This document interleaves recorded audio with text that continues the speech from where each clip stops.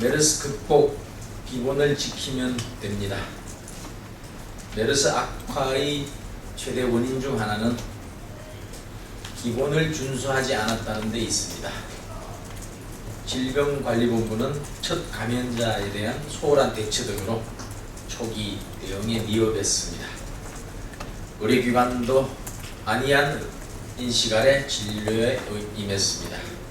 감염 의심자는 자발적 신고에 미온적으로 처신했습니다. 모든 의료 시스템을 기본에 충실한 구조로 변화시켜야 합니다.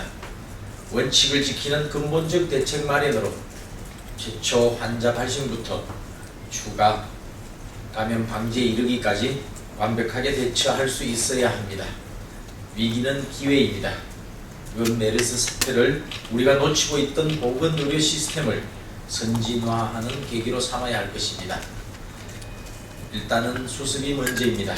그러려면 불안 해소와 자신감 회복이 먼저 되어야 합니다. 죄송합니다.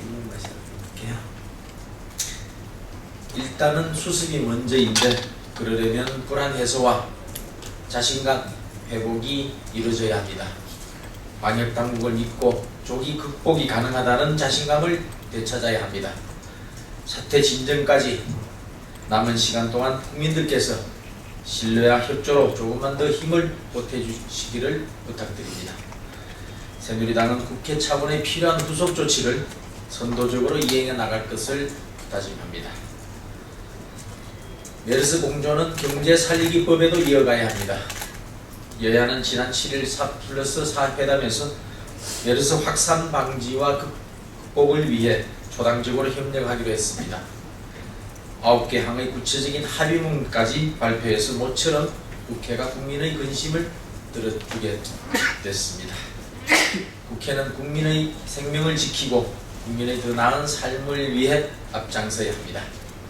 모처럼 나온 여야 공조의 틀을 6월 국회에서 이어가서 양질의 청년 일자리 창출과 경제 활성화 법안 등을 처리해야 할 것입니다. 국민을 위해 일하는 국회의 모습을 보여드려야 합니다.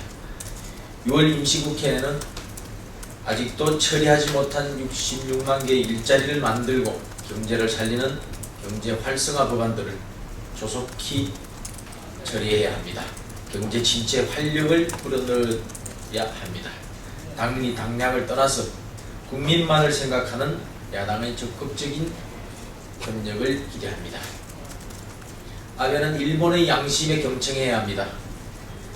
일본인 지식인 281명이 아베 신조 일본 총리가 전후 70년 담화의 사죄와 반성을 명확히 표명하고 일본군 위안부 문제 해결에 나서야 한다는 성명을 발표했습니다.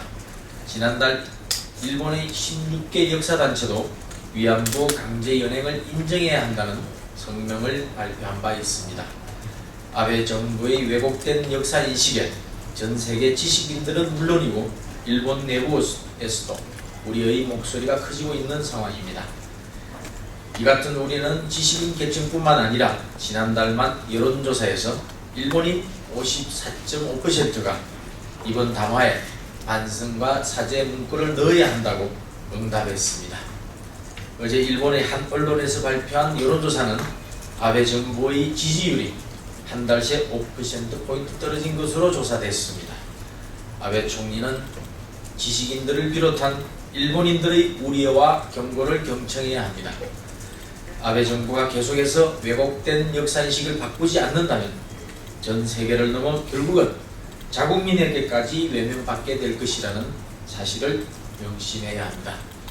일본이 이번 전후 70주년 담화를 계기로 한국은 물론이고 주변국과의 관계 개선에 적극적으로 나서주기를 촉구합니다.